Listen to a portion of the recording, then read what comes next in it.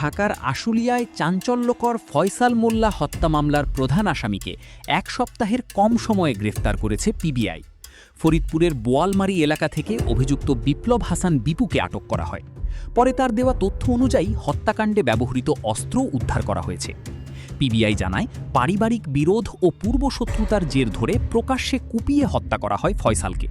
ঘটনার পর আসামিরা পালিয়ে আত্মগোপনে চলে যায়। গ্রেফতারের পর আদালতে ১৬৪ ধারায় স্বীকারোক্তিমূলক জবানবন্দি দিয়েছেন অভিযুক্ত।